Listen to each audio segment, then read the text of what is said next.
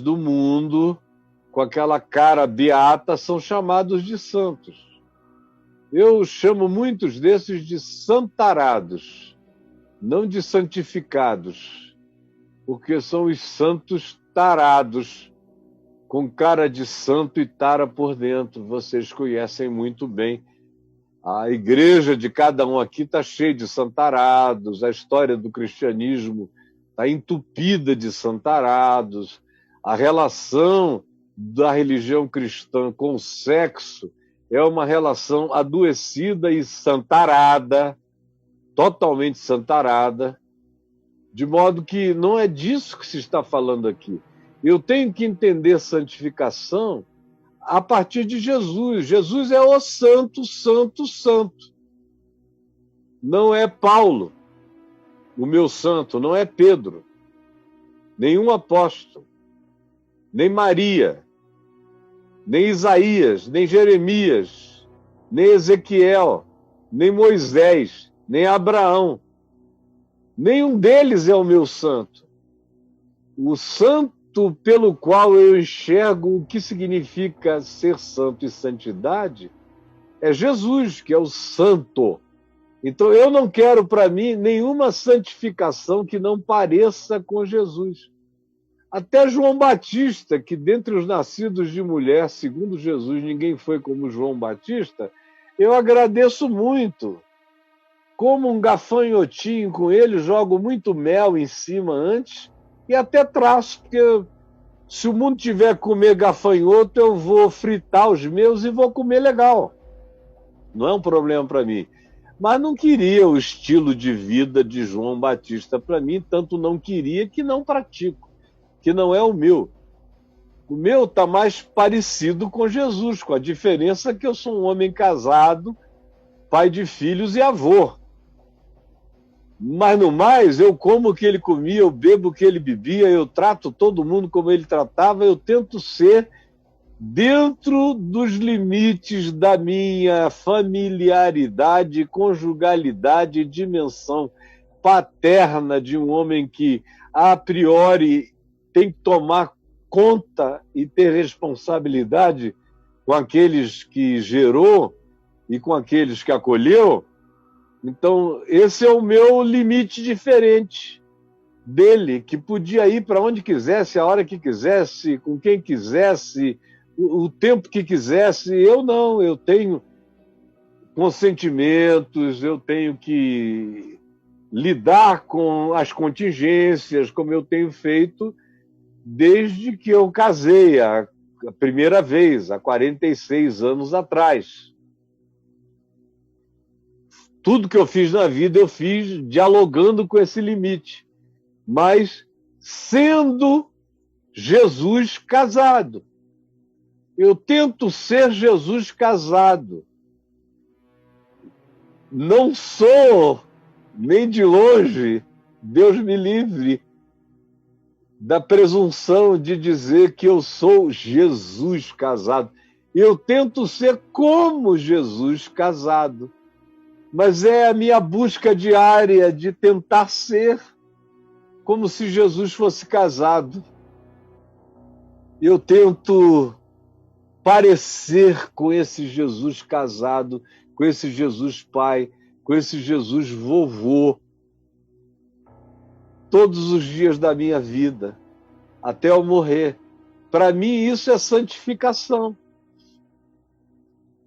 E cada um tem a sua.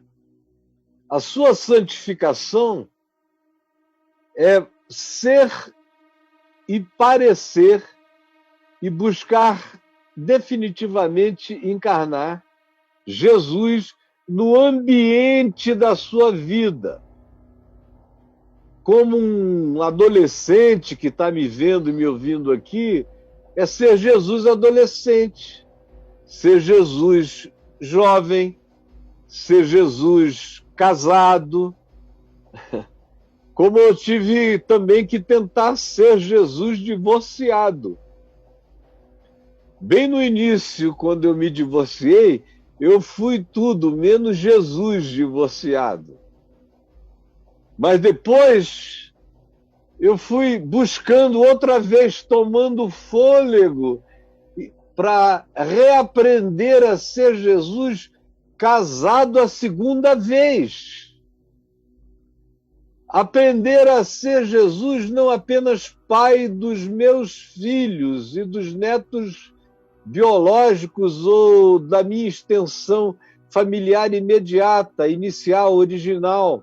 Agora, casado a segunda vez, eu comecei a aprender há 20 anos atrás a ser Jesus casado a segunda vez com a segunda esposa, com os filhos da minha segunda esposa, botando todo mundo para dentro do mesmo ninho, da mesma casa, do mesmo aconchego, tentando e buscando praticar com todos um amor que crescesse, que se desenvolvesse, que assambarcasse, que aconchegasse, que protegesse, que incluísse a todos, conforme é com Jesus. Esse é o Espírito de Cristo. Ser alguém que pratica santificação não é nada diferente do que praticar Jesus no ambiente da sua vida, da sua contingência existencial. Não é ser um santarado, você me entendeu? Até porque ninguém se torna muito mais santo do que a sua geração. Porque se você se tornar tão separado a ponto de ser tão diferente assim da sua geração, você não vai poder ser sal da terra nem luz do mundo.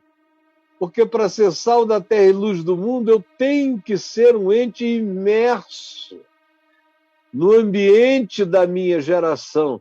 Agora, essa imersão é em santificação, ou seja, eu estou no mundo, mas não sou do mundo.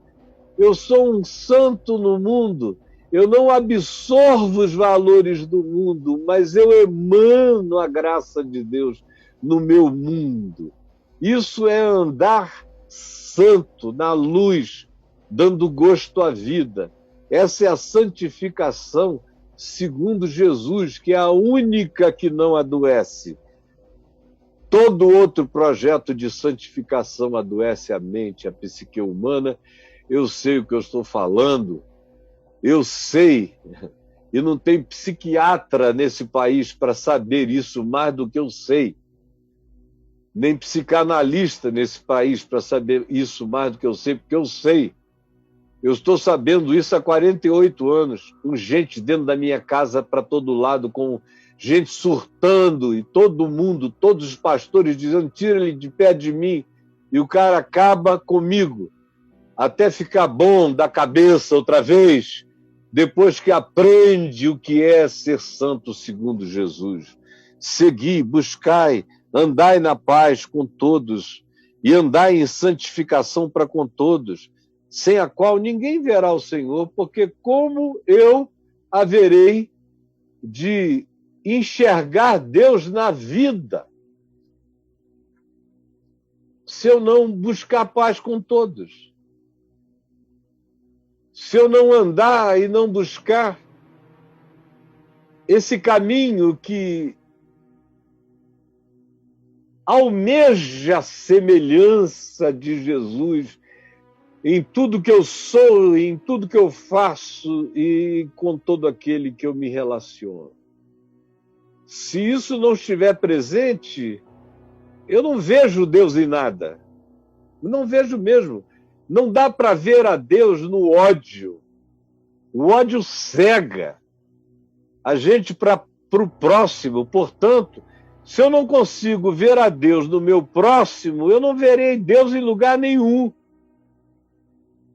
Se eu não ando em paz com o meu próximo, eu não estou em paz com Deus, porque não é possível eu, no meu coração, odiar ou desprezar o meu próximo e manter a minha paz com Deus, porque Deus não tem paz com quem não busca paz. Deus não concede paz a quem não busca paz. E ninguém é santo se não busca a paz com todos?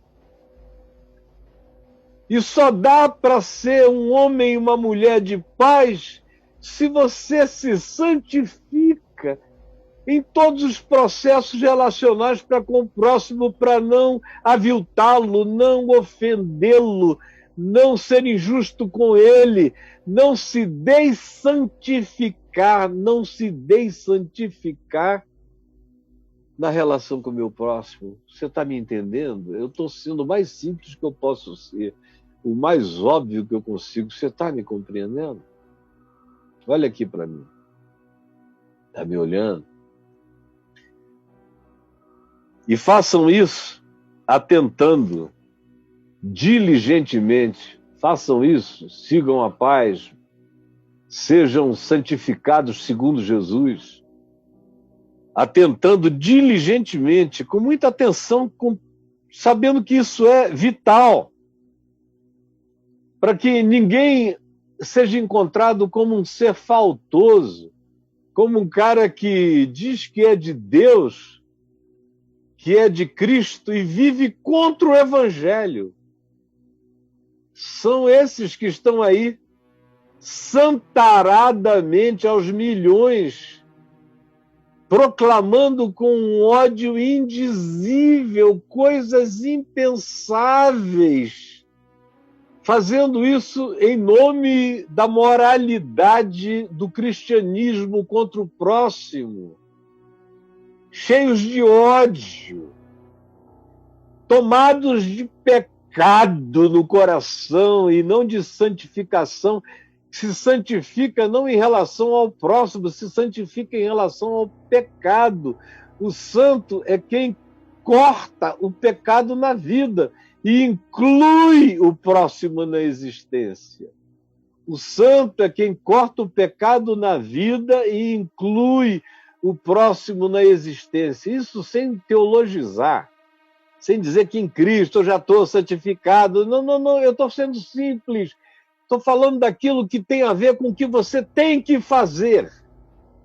Não é com o que Jesus já fez. Isso eu sei que ele já fez, e é porque eu sei que ele já fez que eu faço tudo que eu faço com essa facilidade, porque já está feito por ele em meu favor. Agora eu tenho que fazer isso em favor do próximo. E quando eu faço em favor do próximo, eu faço em meu favor. Porque eu deixo de ser um faltoso.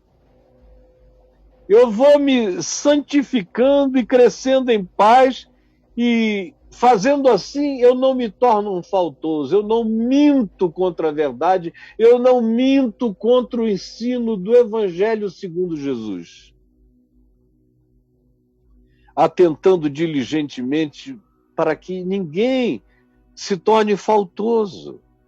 E assim, se tornando faltoso, ambivalente, ambíguo, gostando de guardar a sombra, romancear a sombra, não para iluminá-la, mas para guardá-la num recôndito impenetrável do seu ser.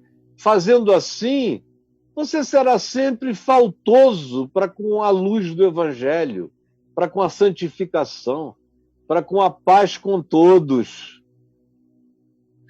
Atente nisso, com toda a diligência, preste atenção, para que você não mergulhe na faltuosidade de uma existência que acaba se transformando numa encenação de santificação que Deus sabe e os próximos a você também sabem que é mentira, porque você é um faltoso para com a paz e para com a verdade. E se você assim for, você se separa da graça de Deus. Ai, ai, ai, ai, ai, ai, ai. Ai, ai, ai, ai, ai, ai, ai. Seja atento, diligente, para que você não seja faltoso para com o Evangelho, para com a paz, para com a santificação, para com a palavra de Cristo. Porque se você sistematicamente se tornar um ente faltoso, se você der razão à sua faltuosidade, ou mesmo que você não dê razão, que você seja daqueles que diga, puxa vida, diga para si mesmo, eu estou todo estragado aqui. Todavia, não faz nada para consertar. E com o passar do tempo, quando a gente começa a reconhecer aquilo que em nós gera afastamento do amor, separa a gente do amor ao próximo, do amor à verdade, separa a gente, portanto, da santificação segundo Jesus, separa a gente da paz, e a gente não anda mais na paz, e esse andar em paz não é um faz de conta exterior, é andar na paz no coração, é não ter mais guerra no coração contra ninguém, não ter mais guerra no coração contra ninguém. Isso é andar em paz com todos, é não ter guerra no coração contra ninguém. Isso é estar atentamente, diligentemente, olhando as coisas com o objetivo de que a gente não exista uma vida de falta, de não complementariedade, de não plenitude, de não enraizamento, de não absorção da palavra. É isso que faz falta. E é isso que nos faz faltosos. E é isso que nos separa da graça de Deus. É quando eu me acostumo a viver separado do que eu sei. O que me faz ser faltoso para com a graça de Deus é aquilo que eu admito como uma vida em estado de falta para com o Evangelho, mas que eu digo a mim mesmo que é assim que é e é assim que eu viverei. Portanto, essa falta de complementariedade, de compromisso, de raiz consciente, embora eu tenha consciência disso, em relação ao Evangelho, é o que me afasta da graça de Deus. Me afasta da graça de Deus. Me separa. Me faz dizer, não, eu não quero viver na graça. Eu vou viver por conta própria. Quando eu digo que isso eu assumo, quando eu digo, olha, Jesus, desse departamento aqui cuido eu. Cuido eu. A tua palavra é muito interessante para alguns aspectos da vida.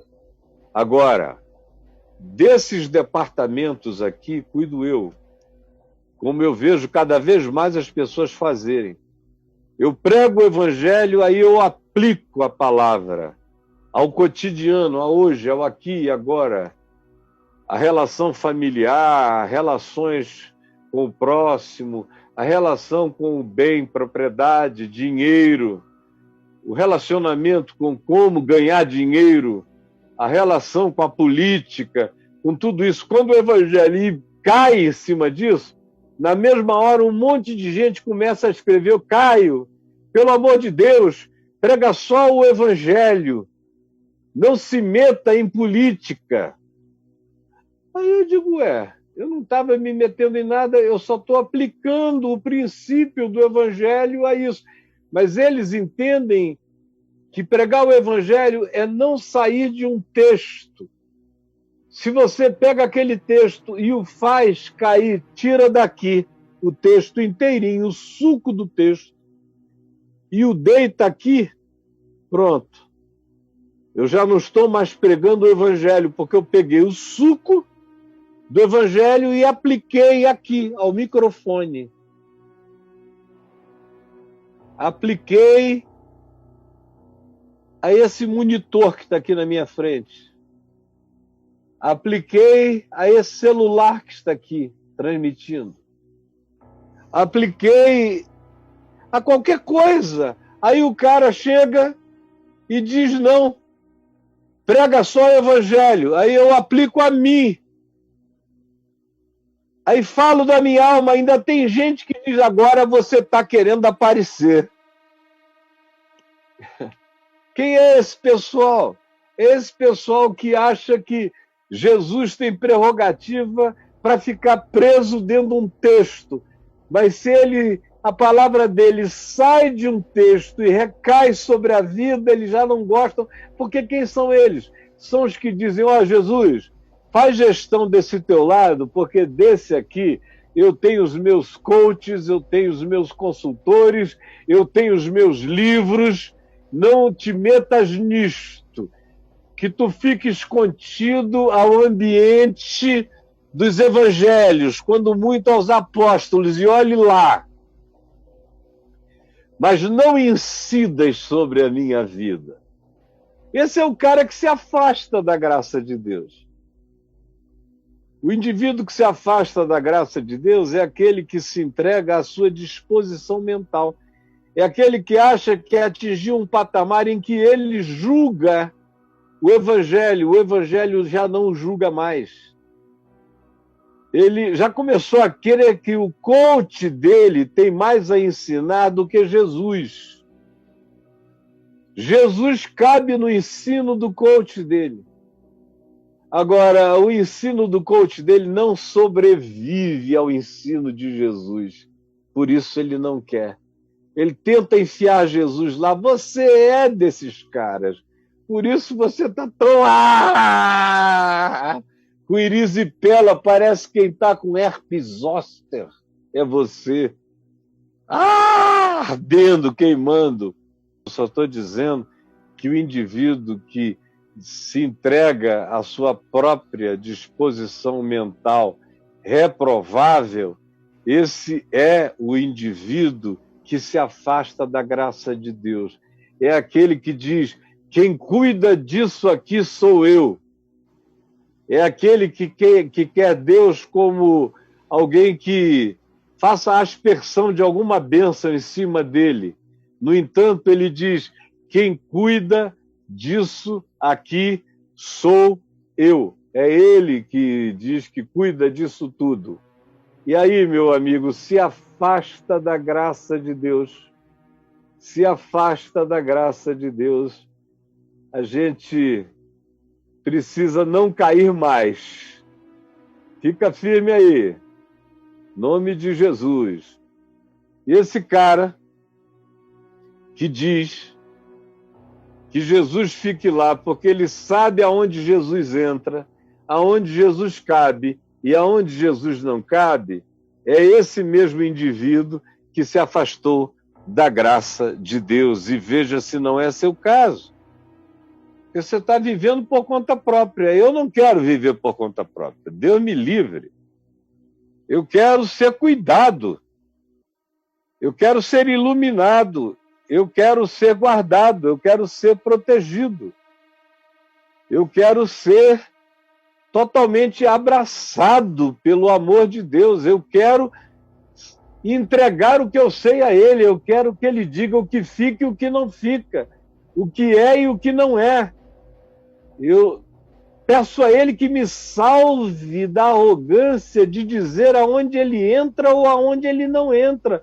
Eu peço a Ele que me salve de ser aquele que diga qual é a bênção que eu quero e qual é a bênção que eu não quero e que eu não preciso. Deus me livre de dizer a Ele o que Ele tem que fazer comigo. Eu me entrego a Ele para que Ele seja o Senhor da minha vida, para que Ele faça absolutamente tudo em mim e comigo, na minha existência. E eu abro mão da minha suposta razão e dou razão a Deus no Evangelho. Dou razão a Deus no Evangelho.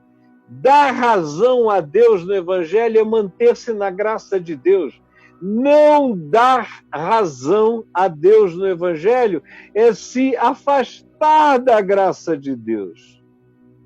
É se afastar, é trágico, mas é infelizmente simples assim. é se afastar da graça de Deus, separando-se da graça de Deus, e nem haja alguma raiz de amargura que brotando vos perturbe, e por meio dela muitos sejam contaminados. É outro mandamento, não deixa. É claro que é sequência de tudo. Se você não tem paz com Deus, se você não segue a santificação, se você, portanto, é encontrado faltoso em relação à santificação, e a santificação é o estilo de vida segundo Jesus, segundo o Evangelho, é a santificação. Se encontrando faltoso, segundo o desafio do Evangelho, se separa gradualmente à medida em que vai privilegiando a sua opinião contra Cristo.